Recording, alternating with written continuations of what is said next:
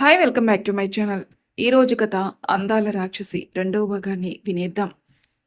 మురళి గారు కోపంగా పైకెళ్ళి ఒక గదిలోకి వెళ్ళి డోర్ గట్టిగా క్లోజ్ చేస్తారు. ఒక ఫోటో దగ్గర నిలబడి ఏడుస్తూ ఎందుకురా ఇలా చేశావు అని బాధపడతారు. చలపతి పైకి చూస్తూ బావా, మీ కూతురు సంజుని నా ఇంటి కోడలుగా చేసుకోవడానికి ఇంకా కొన్ని రోజులే. ఆ తర్వాత నీ ఆస్తికి వారసుడు నా కొడుకే. అప్పుడు చెప్తా నీ పని అని నవ్వుకుంటూ వెళ్ళిపోతాడు. సంజన గ్రూప్ ఆఫ్ ఇండస్ట్రీస్లో సంజు ఆఫీస్లో తన క్యాబిన్లో ఆలోచిస్తూ ఉంటుంది. ఆ చక్రిని ఎన్నిసార్లు తిట్టినా బుద్ధి లేదు. ఏదైనా గట్టిగా మాట్లాడితే నాన్న హెల్త్ని అడ్డు పెట్టుకుని బెదిరించి మనీ ఇచ్చేలా చేస్తున్నాడు. ఈ విషయాలు డాడీకి తెలిస్తే మళ్ళీ బాధపడి హెల్త్ పాడు చేసుకుంటారు అని ఆలోచిస్తూ ఉంటుంది. మీటింగ్ గుర్తుకు రాగానే మళ్ళీ ఆలోచనల నుంచి బయటకొచ్చి ల్యాప్టాప్లో చెక్ చేస్తూ ఉంటుంది. లంచ్ చేయాలి అనిపించక డైరెక్ట్గా మీటింగ్ జరిగే కాన్ఫరెన్స్ రూమ్కి వెళ్ళి కూర్చుంటుంది. అప్పుడే సడన్గా శ్యామ్ తన ఇంటర్వ్యూ చేసినప్పుడు ఈ కంపెనీ సీఈఓని కలవాలని పడిన ఆరాటం గుర్తుకొచ్చి నవ్వుకుంటుంది. మళ్ళీ తానే నేనేంటి వీడి గురించి తలుచుకుంటున్నాను అనుకుని కలిసిన ఒక్క రోజులో ఎంత హంగామా చేశాడు నాతో అని మళ్ళీ నవ్వుకుంటుంది. కాసేపటికి మీటింగ్ స్టార్ట్ అవుతుంది. కొత్తగా వచ్చిన ప్రాజెక్ట్ అది సక్సెస్ఫుల్గా కంప్లీట్ అయితే కంపెనీకి కోట్లల్లో ప్రాఫిట్ వస్తుంది. ఎంతో మంది ఆ ప్రాజెక్ట్ కోసం ట్రై చేసినా అది సంజన గ్రూప్కే వస్తుంది. బికాస్ ఆ ప్రాజెక్ట్ ఆ కంపెనీ అయితేనే కరెక్ట్ టైంకి కంప్లీట్ చేస్తుందని అందరికీ తెలుసు. సంజన గ్రూప్ ఆఫ్ ఇండస్ట్రీస్ అంటే చాలా ఉంటాయి. కన్స్ట్రక్షన్స్, ఫ్యాబ్రిక్స్, సాఫ్ట్వేర్, ఇవి సంజన గ్రూప్ ఆఫ్ ఇండస్ట్రీస్. ఇవి కాకుండా వేరే కంపెనీస్లో కూడా మనీ ఇన్వెస్ట్ చేస్తుంది. ఇంకా షేర్ హోల్డర్ కూడా ఉంటుంది. ఇప్పుడు వచ్చింది గవర్నమెంట్ ప్రాజెక్ట్. పేదలకి ఉచితంగా ఇల్లు ఇవ్వడానికి కన్స్ట్రక్షన్స్ సంజన గ్రూప్కి వస్తుంది. ఆ ఆఫర్ ఎంతలా చూసుకున్నా 50 కోట్లు పైనే ప్రాఫిట్ వస్తుంది. మీటింగ్లో ఇంజనీర్స్, మేనేజర్స్, ఇంకా కన్స్ట్రక్షన్ మెటీరియల్ అరేంజ్ చేసే ఓనర్స్ అందరూ ఉంటారు. అందరికీ ఆ ప్రాజెక్ట్ గురించి ఎక్స్ప్లెయిన్ చేస్తుంది. అందరికీ అర్థమవుతుంది. అందరూ సంతోషంగా ఓకే మేడం అంటారు. యూ డోంట్ వరీ, అన్ని ప్రాజెక్ట్స్ లానే ఈ ప్రాజెక్ట్ కూడా సక్సెస్ఫుల్గా కంప్లీట్ అవుతుందని అంటారు. విష్ చేస్తారు. సంజన కూడా నవ్వుతూ మీరంతా నాకు సపోర్ట్గా ఉన్నారు, సో ప్రాజెక్ట్ సక్సెస్ పక్కా అని నవ్వుతుంది. మీటింగ్ కంప్లీట్ చేసుకుని అందరికీ బాయ్ చెప్పి అక్కడి నుంచి వెళ్ళిపోతుంది. నెక్స్ట్ గవర్నమెంట్ ఇండస్ట్రీస్కి వెళ్తుంది. అక్కడ అందరూ లేచి సంజనాకి విష్ చేస్తారు. కింద ఫ్లోర్లో క్లాత్స్ డిజైన్ అండ్ స్టిచ్చింగ్కి మిషన్స్ ఉంటాయి. వాటిని స్టాఫ్ చూసుకుంటున్నారు. సంజన తన క్యాబిన్కి వెళ్ళి అక్కడున్న మేనేజర్ యామిని గారిని పిలిచి స్టాక్ రెడీగా ఉంది కదా డీలర్స్కి పంపడానికి అని అడుగుతుంది. ఎస్ మేడం, అంతా దగ్గరుండి చెక్ చేసి ప్యాక్ చేయించాను, ఈవినింగ్ పంపించాలి అని చెప్తుంది. సంజు గుడ్ యామ్ని, నువ్వు అంత పర్ఫెక్ట్గా చూసుకుంటావని ఇక్కడికి నేను ఎక్కువగా రావటం లేదు. నా ట్రస్ట్ని నువ్వు ఎప్పటికీ ఇలాగే ఉండేలా చెయ్యి. I know you never break my trust at any situation, thanks అని చెప్పి పైకి లేచి యామ్నిని హాక్ చేసుకుంటుంది. యామ్ని కూడా సంతోషంగా ఎలాంటి పరిస్థితుల్లో అయినా నేను మీ నమ్మకాన్ని ఒమ్ము చేయను మేడం. మీరు నాకు ఈ జాబ్ నన్ను చూసి ఇచ్చారు. నేను ఉన్న పరిస్థితుల్లో ఎక్కడ జాబ్ లేక రోడ్డు మీద నడుస్తూ కళ్ళు తిరిగి మీ కారుకి అడ్డంగా పడిన నన్ను నా పరిస్థితి తెలుసుకుని నా క్వాలిఫికేషన్ తెలియకుండానే అపాయింట్ చేశారు జాబ్లో. ఇప్పుడు నేను నా ఫ్యామిలీ ఇంత సంతోషంగా ఉన్నాము అంటే దానికి కారణం మీరే మేడం అని చెప్పి ఎమోషనల్ అవుతుంది. అరే don't get emotional Yamini, you are perfect for this job and you are very talented also. Go back to your work అని చెప్పి యామ్నిని పంపించేస్తుంది. చలపతి మురళి ఇంటి నుండి వెళ్ళడమే పబ్బుకి పోయి తాగుతూ కార్డ్స్ ఆడడంలో బిజీగా ఉంటాడు. 2 రౌండ్లు ఆడేసరికి తెచ్చిన డబ్బు మొత్తం పోగొట్టుకుని ఏడుస్తున్నాడు. గేమ్లో అంతా పోయాక తాగిన మత్తులో రేయ్, ఇంకో 1 లేదా 2 నెలల్లో ఈ పప్పే కొనేస్తాం చూడండిరా, అప్పుడు చూపిస్తాం మీకు ఈ చలపతి అంటే ఏంటో అని వాగుతాడు. వాడి ఫ్రెండ్స్ ఏంట్రా తాగి ఏదేదో మాట్లాడుతున్నాడు అని నవ్వుకుంటారు. వాడు మత్తులోని పైకి లేచి రేయ్, ఎవడ్రా మత్తులో వాగుతుంది, నా కోడలు ఎవరో తెలుసా అని నవ్వుతాడు. అందరూ వీడు ఎంత గట్టిగా చెప్తున్నాడంటే ఎవరో తెలుసుకోవాలి అని వాళ్ళలో ఒకరు ఎవర్రా నీ కోడలు అని అడుగుతారు. అప్పటికే చలపతి మత్తుగా టేబుల్ మీద తలపెట్టి పడుకుంటాడు. ఉఫ్, వీడి సంగతి తెలిసిందే కదా అనుకుని వాళ్ళు మళ్ళీ గేమ్ స్టార్ట్ చేస్తారు. శ్యామ్ ఫోన్ మాట్లాడేసి లంచ్ చేసి బయటికి వెళ్ళిపోతాడు. హైదరాబాద్ చాలాసార్లు రావాలనుకున్నా కుదరలేదు. ఇప్పటికి కుదిరింది. ఈరోజు చూడాల్సిన ప్లేసెస్ అన్నీ చూడాలని ఒక పార్క్ దగ్గర కారు ఆపుతాడు. థ్యాంక్స్ బాబీ, నీ వల్లే నేను ఇక్కడికి రావాల్సొచ్చింది. నాకు నా పార్ట్నర్ కూడా దొరికేసింది అని సంతోషంగా మనసులో అనుకుంటున్నాడు. నీ సెలక్షన్ ఎప్పుడూ రాంగ్ కాదని మళ్ళీ ప్రూవ్ చేశావు. అండ్ నా ఇన్నేళ్ల బాధని దూరం చేశావు అని ఫోన్ తీసుకుని బాబీ అంటే వదిన అని ఒక నెంబర్కి కాల్ చేస్తాడు. ముంబైలో శ్యామ్ ప్రసాద్ మ్యాక్షన్ Anjana wife of Vinod Shyam, daughter in law of Raghava Shyam. Raghava Shyam అంటే ఎవరో కాదు, శ్యామ్ వాళ్ళ నాన్న. అంజన వాళ్ళ వదిన, వినోద్ వాళ్ళ అన్నయ్య పేరు. ఆఫీస్లో వర్క్ కంప్లీట్ చేసుకుని మ్యాక్షన్కి వెళ్ళి రెస్ట్ తీసుకుంటుంది. ఇంతలో శ్యామ్ నుంచి కాల్ రావడంతో లేచి లిఫ్ట్ చేసి, హలో శ్యామ్, ఎలా ఉంది మా హైదరాబాద్? అంతా ఓకేనా? జాబ్ వచ్చిందా అని అడుగుతుంది. Bobby, thank you so much, నన్ను ఇక్కడికి పంపించి మంచి పని చేశారు. I am in love with your మళ్ళీ ఏదో చెప్పేలోపు, హో సారీ బాబీ, అంటే నాకు హైదరాబాద్ నిజంగా నచ్చింది అని చెప్తాడు. ఓహో, అయితే మా శ్యామ్ త్వరలోనే పెళ్లి చేసుకోవాలనుకుంటున్నాడన్నమాట అని ఏడిపిస్తుంది. బాబీ ప్లీజ్, ఇంకా ఇక్కడ ఏమీ లేదు, మీరు ఏదేదో ఊహించుకోకండి అని చెప్పి, బట్ షీఈస్ రియల్లీ గ్రేట్ అంటాడు శ్యామ్. హా, నేను వాళ్ళని వదిలి వచ్చేసి ఇప్పటికీ వాళ్ళ గురించి బాధపడుతున్నాను. కానీ అది మాత్రం వాళ్ళ ప్లాన్లో పడి దాని జీవితం పోగొట్టుకోకూడదని నిన్ను అక్కడికి పంపించాను. నీ మీద నాకు నమ్మకం ఉంది శ్యామ్, సో నువ్వే దాన్ని జాగ్రత్తగా చూసుకోవాలి. నువ్వు కూడా జాగ్రత్తగా ఉండు, సరేనా అని చెప్పి, సరే ఏం చేస్తున్నావు ఇప్పుడు అని అడుగుతుంది. బాబీ, ఇప్పటి వరకు మీరు టెన్షన్ పడడం అర్థం ఉంది, కానీ ఇప్పటి నుండి సంజన నాది. తన్ని టచ్ చేయాలంటే ముందు నన్ను దాటాలి. మీరేం టెన్షన్ పడకండి. డాడీ, అన్నయ్య అంతా బాగానే ఉన్నారు కదా అని అనగానే, హా, నిన్ను జాగ్రత్తగా ఉండమని చెప్పారు అంకుల్ అండ్ వినోద్ కూడా అని చెప్తుంది. హా, సరే బాబీ, బాయ్ అని చెప్పి కాల్ కట్ చేసి కార్ దిగంగానే అప్పుడే సంజన ఆ పార్క్లో కూర్చొని ఆలోచిస్తూ ఉంటుంది. అప్పటికే ఆఫీస్ టైం కంప్లీట్ అవుతుంది. సో పీస్ఫుల్గా ఉంటుందని పార్క్కి వెళ్తుంది. శ్యామ్ సంజనాను చూసి ఆనందంతో లోపలికి వెళ్ళి సంజన పక్కన కూర్చుని హాయ్ సంజన అంటాడు. సంజన సీరియస్గా చూసి, హే, నేను నీ బాస్, అది మర్చిపోయి ఏదో ఫ్రెండ్ని పిలిచినట్టు పేరు పెట్టి పిలుస్తున్నావు అని కోపంగా అడుగుతుంది. హే, ఆగాగు మిస్ సంజన అని, ఇది ఆఫీస్ కాదు నిన్ను మేడం అని పిలవడానికి. నేను ఆఫీస్లో మాత్రమే మేడం అని పిలుస్తాను, బయట సంజన అనే పిలుస్తాను. ఫ్రెండ్స్ అని షేక్ హ్యాండ్ ఇస్తాడు. సంజనాకి ఇప్పటి వరకు ఏ అబ్బాయి తనతో డైరెక్ట్గా మాట్లాడింది లేదు, కానీ వీడేంటి బాగా ఓవర్ చేస్తున్నాడని మనసులో అనుకుంటుంది. నువ్వు మార్నింగ్ నాతో గొడవపడి తిట్టినందుకు అసలు నీకు జాబ్ ఇవ్వకూడదు అనుకున్నా, కానీ నీ టాలెంట్ చూసే ఇచ్చాను. చనువిచ్చాను కదా అని ఓవర్ చేయాలని ట్రై చేయకు అని వేలు చూపిస్తుంది. మార్నింగ్ గొడవ అంటే నువ్వు ఆ స్కార్ఫ్ అమ్మాయివా?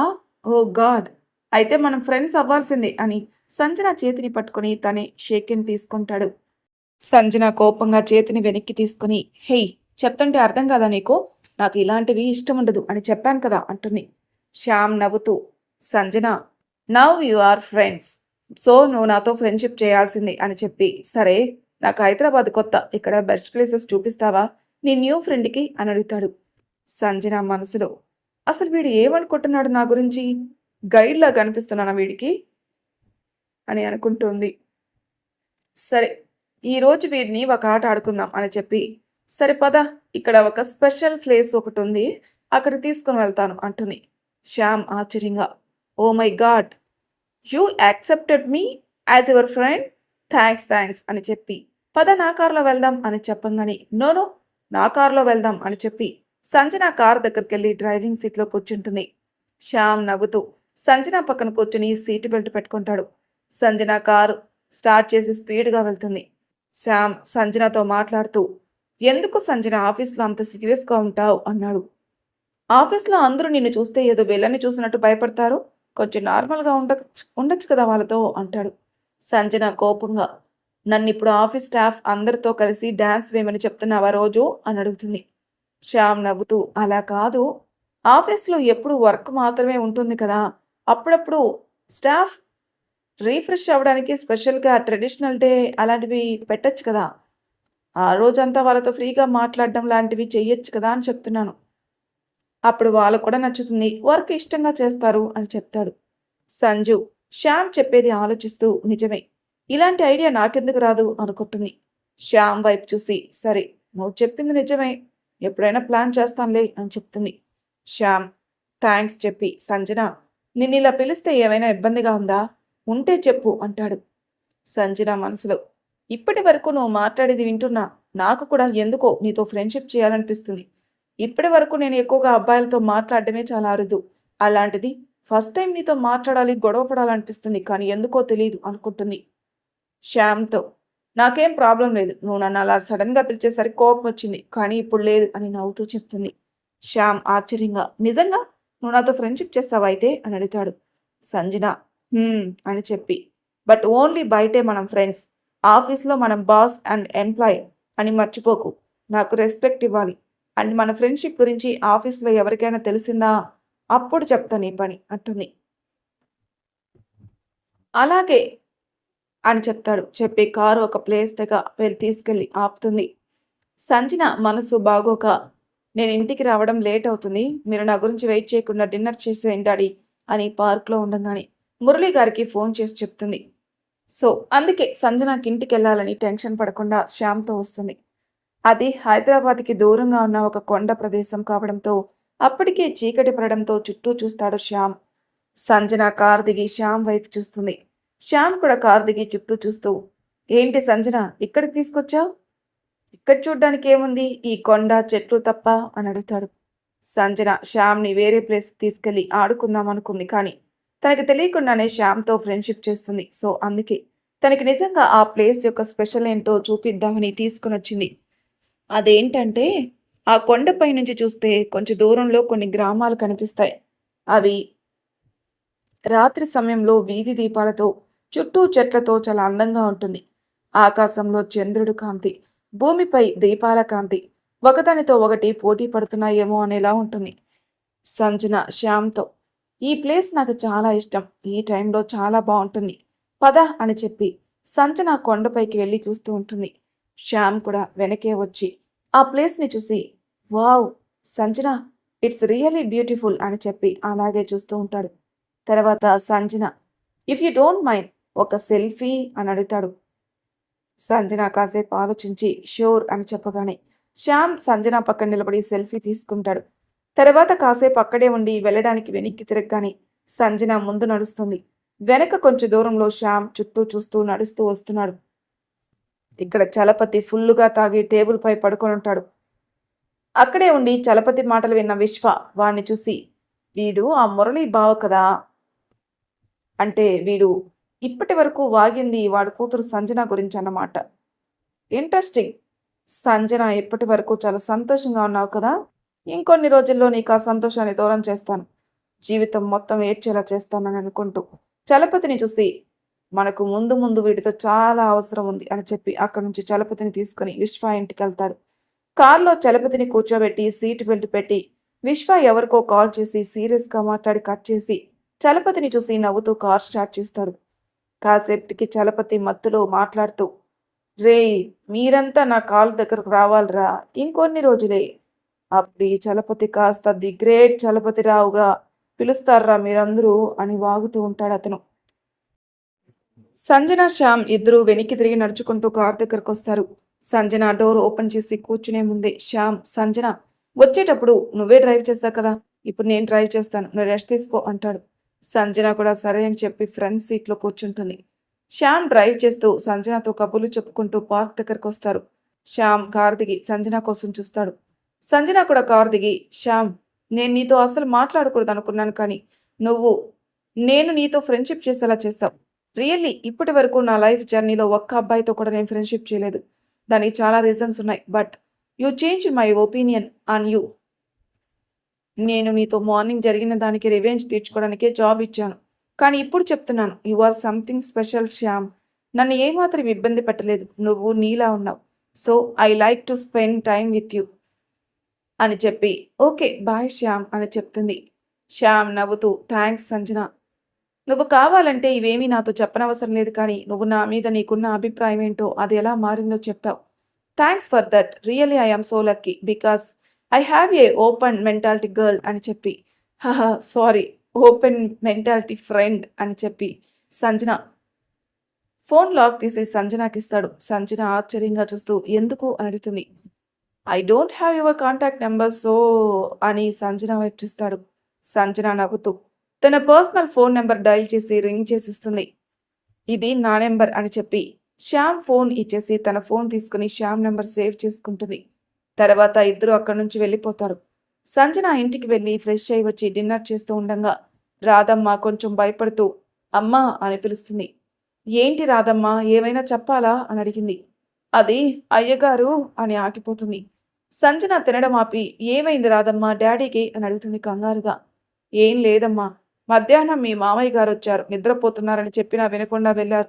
ఏం మాట్లాడారో తెలియదమ్మా, కానీ అయ్యగారు గది నుండి బయటకొచ్చి చాలా కోపంగా పైన ఆ గదిలోకి వెళ్ళి తలుపు వేసుకుని చాలాసేపు బయటికి రాలేదు అని చెప్తుంది.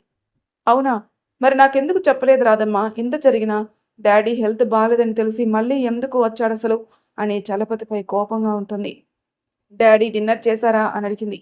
హా, మీరు మళ్ళీ బాధపడతారని కొంచెం తిన్నారమ్మా, కానీ ఆయన ఎందుకో చాలా బాధపడుతున్నారు అంటుంది. సరే వెళ్ళి మిల్క్ తీసుకొనిరా, నేను వెళ్ళి మాట్లాడతా అని చెప్తుంది. తన హ్యాండ్ వాష్ చేసుకుని రాధమ్మ తెచ్చిన పాల గ్లాస్ తీసుకుని మురళి దగ్గరికి వెళ్తుంది. మురళి ఇంకా నిద్రపోకుండా ఏదో ఆలోచిస్తూ బాధపడుతూ ఉండడంతో సంజన వెళ్ళి పక్కన కూర్చొని మురళి భుజంపై చెయ్యి వేసి డాడీ అని పిలుస్తుంది. మురళి గారు కళ్ళు తుడుచుకొని కొంచెం లేచి కూర్చొని నార్మలై ఏంటిరా నువ్వు ఎప్పుడొచ్చావు అని అడుగుతాడు. సంజన డాడీ, అసలు మావయ్య ఎందుకు వచ్చాడు, మీతో ఏం మాట్లాడాడు, ముందు ఆ విషయం చెప్పండి. మీరు ఇప్పుడు ఎంత బాధపడుతున్నారంటే ఏదో జరిగింది, ఏంటో చెప్పండి డాడీ అని అడుగుతుంది. మరి తర్వాయి భాగంలో ఏం జరుగుతుందో నెక్స్ట్ ఎపిసోడ్లో తెలుసుకుందాం. Thank you for listening.